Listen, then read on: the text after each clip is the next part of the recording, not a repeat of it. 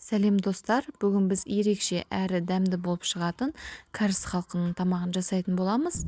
Менімен бірге жасап көріңіздер. Ыдысымызға 200 мл жылы су, 30 мл жылы сүт, 1 шай қасық дрожжи, 1 шай қасық қант, 1 шай қасық тұз, 2 ас қасық сұйық май және ұнымызды ақырындап салып, қамыр илейтін боламыз.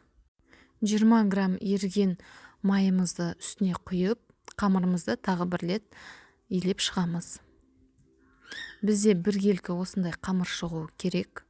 Осының бетін жауып, жылы жерге қойып қоямыз.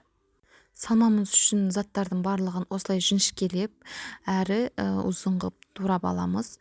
Бізге ет, сарымсақ, сәбіз, болгар бұрышы және чеснок қажет болады. Бірінші етімізді қызып тұрған майымызға салып пісіріп аламыз. Үстіне сарымсақ, сәбіз, чесногымызды салып, тағы да біраз қуырамыз.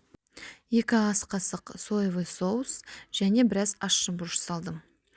Барлығы қуырылғаннан кейін болгар бұрышын салып, тағы біраз қуырасыздар. Үстіне біраз су құйып, астын азайтып, ақырын отта жарты сағаттай пісірасыздар. Қамырымыз біраз көтерілді. Енді соны оқтаудың көмегімен біраз жұқарақ етіп жаямыз. Кез келген формамен осылай дөңгелек етіп кесіп аласыздар. Үстін барлығын майлайсыздар. Одан кейін дәл видеодағыдай жарты жағын осылай жауып шығасыздар. Үстінен біраз бассаңыздар болады.